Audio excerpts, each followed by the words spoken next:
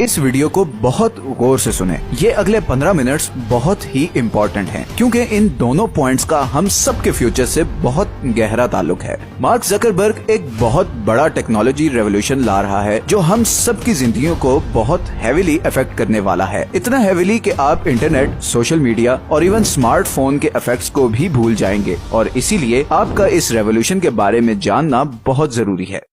Facebook के decline की सबसे पहली वजह है इंसानी आबादी की लिमिटेशंस। इस वक्त 8 अरब लोगों में से ऑलमोस्ट 3 अरब लोग महीने में एटलीस्ट एक दफा फेसबुक लॉगिन जरूर करते हैं। बाकी रह जाते हैं 5 अरब लोग। इनमें से 2 अरब तो उन कंट्रीज के लोग हैं जिनमें फेसबुक बैन है, जैसा कि चाइना, ईरान, रशिया और नॉर्थ कोरिया। बाकी 3 अरब लोग वो हैं जिनके पास इंटरनेट की फैसिलिटी नहीं है या वो अफोर्ड नहीं कर सकते। अब इसमें पाकिस्तान, बांग्लादेश और इंडिया जैसी बड़ी आबादी वाले देश भी आते हैं जहां पर कई लोग इंटरनेट अफोर्ड करने की पोजीशन में नहीं। इसीलिए पिछले कुछ अरसे से मार्क जकरबर्ग बड़ा स्ट्रांगली फ्री इंटरनेट के लिए कैंपेन कर रहा है। टाइम्स के एक आर्टिकल के मुताबिक फेसबुक के पास ग्रोथ का बस यही एक रास्ता बचा है कि इन सारे कंट्रीज में सस्ती इंटरनेट सर्विस पहुंच जाए। मगर फेसबुक के लिए असल मसला नए लोगों को प्लेटफॉर्म पे लाना नहीं, बल्कि एग्जिस्टिंग यूजर बेस को रिटेन करना है। 2012 तक तकरीबन 30 लाख फेसबुक यूजर्स इस दुनिया से चले गए थे, और अगर हम ये चीज जहन में रखें कि फेसबुक की 15% यूजर बेस 55 साल से ऊपर के लोग हैं, तो फ्यूचर में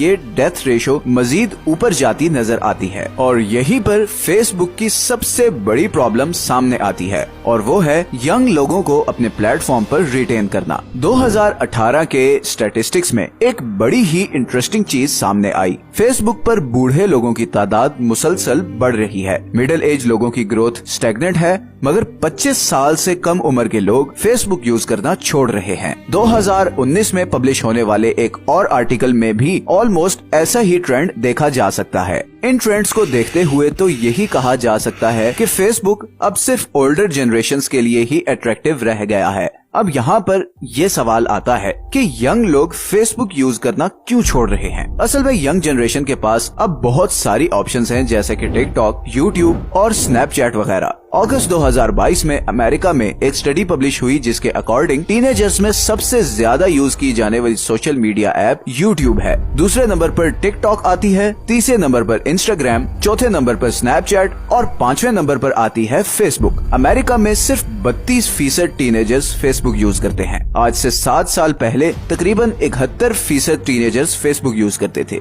ये एक बहुत बड़ा डिप है, और हर गुजरते साल के साथ ये रेशो मजीद बढ़ती जा रही है। असल में इस यंग जनरेशन को सबसे ज्यादा जिस ऐप ने फेसबुक से दूर किया वो है टिकटॉक। टिकटॉक 1997 के बाद पैदा होने वाले लोगों में सबसे ज्यादा यूज होने वाली ऐप है। अगर देखा जाए तो टिकटॉक ने लिटरली सारी यंग जनरेशन को अपने पीछे लगाया हुआ है। हर बच्चे के फोन पे आपको ये ऐप मिलेगी। मगर यहीं पर एक इंटरेस्टिंग चीज ये है कि बहुत से कंट्रीज अब टिकटॉक को बैन कर रहे हैं। अमेरिकन सोल्जर्स और उनकी फैमिली मेंबर्स को टिकटॉक सख्ती से मना है। टिकटॉक के हमारे सोसाइटी पर क्या इफेक्ट्स पड़ रहे हैं, इस पर हम बहुत जल्द एक वीडियो बनाने वाले हैं। लेकिन अभी वापस आते हैं फेसबुक पर। तो फेसबुक ने टिकटॉक के इसी शॉर्ट वीडियो वाले फीचर को कम्पीट करने के लिए रील्स इंट्रोड्यूस करवाई, मगर फिर भी कोई खास फर्क नहीं पड़ा। और उसकी वजह ये है कि फेसबुक का एल्गोरिथम टिकटॉक और यूट्यूब के मुकाबले में काफी वीक है। फेसबुक में असल में वो सारे फीचर्स हैं जो यूट्यूब, टिकटॉक, ट्विटर और स्नैपचैट की स्पेशलिटी है, और इसीलिए फेसबुक एक जैक ऑफ ऑल ट्रेड्स बनकर रह गई है। किसी भी एक फीचर में फेसबुक की सर्विस बाकी प्लेटफॉर्म से बेहतर नहीं। लॉन्ग वीडियोस के लिए यूट्यूब ज्यादा स्मूथ है। शॉर्ट वीडियोस का एल्गोरिथम टिकटॉक और यूट्यूब का कंपैरेटिवली बेहतर है। फेसबुक पोस्ट की रीच ट्वीट से कम है,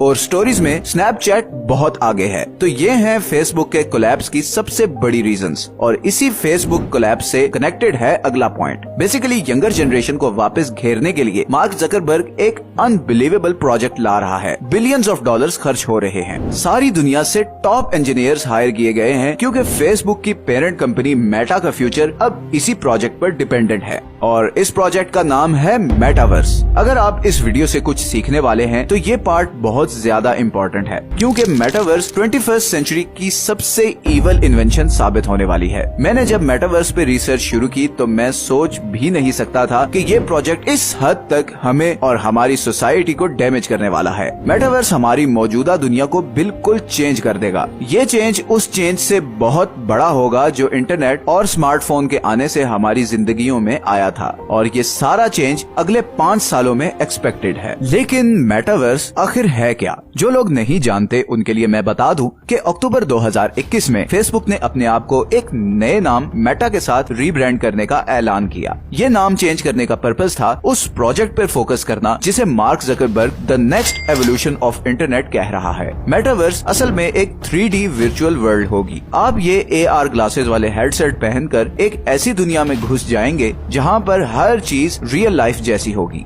आप दुनिया के बाकी लोगों के साथ बात कर सकेंगे, उनके साथ गेम्स खेल सकेंगे, चीजें खरीद सकेंगे। मतलब हर वो काम जो आप रियल लाइफ में करते हैं वो आप मेटावर्स में कर सकेंगे। और यहीं पे सबसे खतरनाक चीज ये है कि इस आर्टिफिशियल यूनिवर्स में आप सिर्फ वही कुछ देखेंगे या एक्सपीरियंस करेंगे जो मार्क जकरबर्ग चाहेगा। इस सारी आर्टिफिशियल दुनिया का कंट्रोल टॉप बिलियनियर्स के हाथ में होगा। इस प्रोजेक्ट के लिए मार्क जकरबर्ग पिछले 8 सालों से तैयारी कर रहा है। ये जो हेडसेट आप देख रहे हैं इसे ऑक्यूलस कहते हैं। इसे पहनकर ही आप मेटावर्स में एंटर हो सकते हैं। इस हेडसेट की प्राइस $250 से $500 के दरमियान है। अब बहुत कम लोग ये बात जानते हैं कि 2014 में फेसबुक ने इस AR हेडसेट बनाने वाली कंपनी ऑक्यूलस रिफ्ट को $2 बिलियन में खरीद लिया था, और ये कंपनी आज की डेट में 75% वर्चुअल रियलिटी मार्केट को कंट्रोल करती है। और फेसबुक की अब सारी एफर्ट इस पर है कि इस हेडसेट को सस्ती तरीन प्राइस पर लोगों तक पहुंचाया जाए, और हो सकता है कि अगले कुछ सालों में ये $250 में मिलने वाला हेडसेट आपको सिर्फ $30 से $50 में मिल जाए। इसीलिए फेसबुक से कॉस्ट कटिंग करके मेटावर्स को फंड किया जा रहा है। अब यहाँ पर एक सवाल हम सबके दिमाग में उठता है कि आखिर मार्क जकरबर्ग को मेटावर्स में क्या नजर आ रहा है कि वो सारा पैसा और सारी एनर्जी इस पर लगा रहा है। 2021 में गूगल के CEO सुंदर पिचाई ने एक इंटरव्यू में कहा कि AR टेक्नोलॉजी अब दुनिया का फ्यूचर है।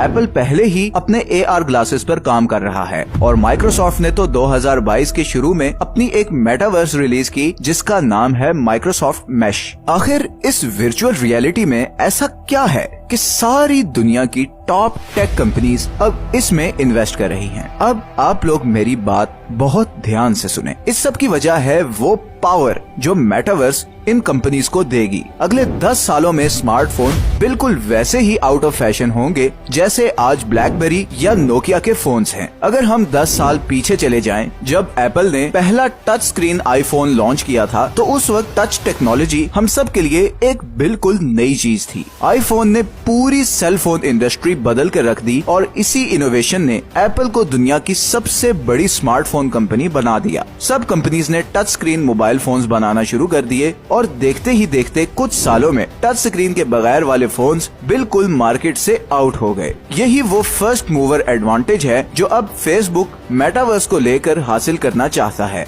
वर्चुअल रियलिटी, ऑगमेंटेड रियलिटी, यही अगला फ्यूचर है, और इसीलिए मार्क जकरबर्ग को कोई खास फर्क नहीं पड़ता अगर फेसबुक फेल भी हो जाए, क्योंकि उसकी नजरें बहुत बड़े प्राइस पर हैं। अगर देखा जाए तो वर्चुअल रियलिटी कोई बहुत एलियन कॉन्सेप्ट भी नहीं। अभी कोरोना वायरस के दरमियान हम सब ने इसे किसी न किसी डिग्री में एक्सपीरियंस किया है। घर बैठकर जूम पर ऑफिशियल मीटिंग्स अटेंड की, बिजनेसेस किए, यही सब कुछ मेटावर्स में भी हो सकेगा। फर्क सिर्फ इतना है कि वहाँ पर आपको बिल्कुल ऐसा लगेगा जैसे आप फिजिकली मीटिंग में बैठे हों। फिजिकली कहीं जाने की जरूरत नहीं पड़ेगी, ना पेट्रोल का खर्चा, ना ऑफिस का रेंट। इसीलिए बहुत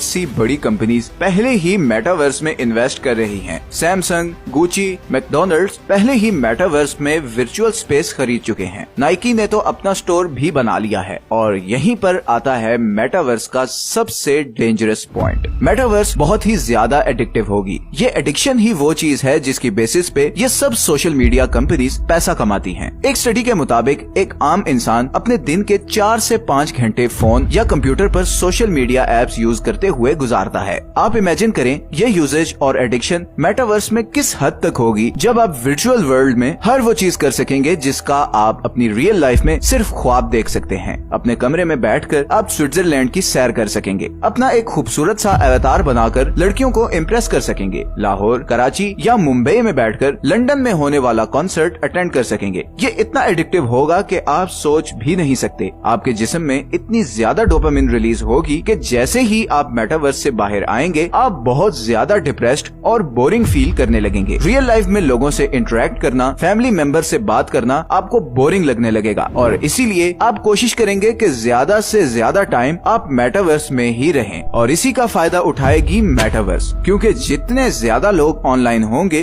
वो उतने ज्यादा एड्स दिखा सकेगी और ट्रिलियंस ऑफ डॉलर्स के हिसाब से पैसा मार्क जकरबर्ग की जेब में जाएगा। और यकीन माने पैसा तो बहुत छोटी चीज है, असल चीज वो पावर है जो मेटावर्स मार्क जकरबर्ग को देगी। आपका सारा बिहेवियर, सारी हिस्ट्री, सारी इंटरेक्शंस मेटावर्स के पास होंगी और इसी की बेसिस पे एल्गोरिथम आपको वो चीजें दिखाता जाएगा जो आपको इन्फ्लुएंस कर सकें। फॉर एग्जाम्पल, अगर आप डिप्रेस्ड हैं क्योंकि आपके पास जॉब नहीं, तो मेटावर्स आपको इससे रिलेटेड चीजें या गेम्स दिखाएगा। ऐसी गेम्स जिनमें आप वर्चुअल वर्ल्ड में खूब पैसा कमा रहे होंगे, चीजें खरीद रहे होंगे, एक लग्जरियस लाइफस्टाइल एक्सपीरियंस कर रहे होंगे। ऐसी जबरदस्त इल्यूजन होगी कि आपका दिल ही नहीं चाहेगा कि कभी मेटावर्स से बाहर आएं। आपकी सारी ख्वाहिशें पूरी हो रही होंगी, मेटावर्स में आपकी सारी कमजोरियां खत्म हो चुकी होगी। ये एक ऐसी परफेक्ट लाइफ होगी जिसका आप रियल वर्ल्ड में सिर्फ ड्रीम ही कर सकते थे। आप जैसे ही हेडसेट उतारेंगे तो वही बोरिंग रियल लाइफ होगी जहाँ पर ना आपके पास जॉब है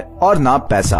आपकी डिप्रेशन मजीद बढ़ जाएगी। रियल वर्ल्ड आपको एक जेल की तरह लगने लगेगी, आपसे बर्दाश्त नहीं होगा। आप दोबारा हेडसेट पहनेंगे और मेटावर्स की फैंटेसी लाइफ में दोबारा घंटों के लिए घुस जाएंगे और आपकी इसी एडिक्शन की वजह से मार्क जकरबर्ग ट्रिलियंस में पैसा कमा रहा होगा, क्योंकि ज्यादा से ज्यादा कंपनीज मेटावर्स में एड्स चलाना चाहती होंगी। और क्यों न चलाएं, जिस पर आप लोग दिन के 10-10 घंटे बैठे हों, वहीं पर ही तो एड चलाना चाहिए। ये साइकिल इतना पावरफुल हो जाएगा कि मेटावर्स आहिस्ता आहिस्ता गवर्नमेंट्स को भी इन्फ्लुएंस करना शुरू कर देगी। पॉलिटिकल और कल्चरल ब्रेन वॉशिंग करना इंतहाई आसान होगा। मेरे नजदीक ये इतनी खतरनाक चीज है कि आप रियल वर्ल्ड से ज्यादा ऑनलाइन वर्ल्ड से कनेक्टेड होंगे, अपने फ्रेंड्स, फैमिली और कम्युनिटी से ज्यादा एक फैंटेसी वर्ल्ड के लोगों से कनेक्टेड होंगे। इसीलिए बहुत से एक्सपर्ट्स कह रहे हैं कि metaverse will shake the very fabric of our society. आपको कई आर्टिकल्स मिलेंगे जो कह रहे हैं कि मेटावर्स कोलैप्स कर रही है, मगर ऐसा कुछ नहीं है। मार्क जकरबर्ग का सारा फोकस मेटावर्स पर है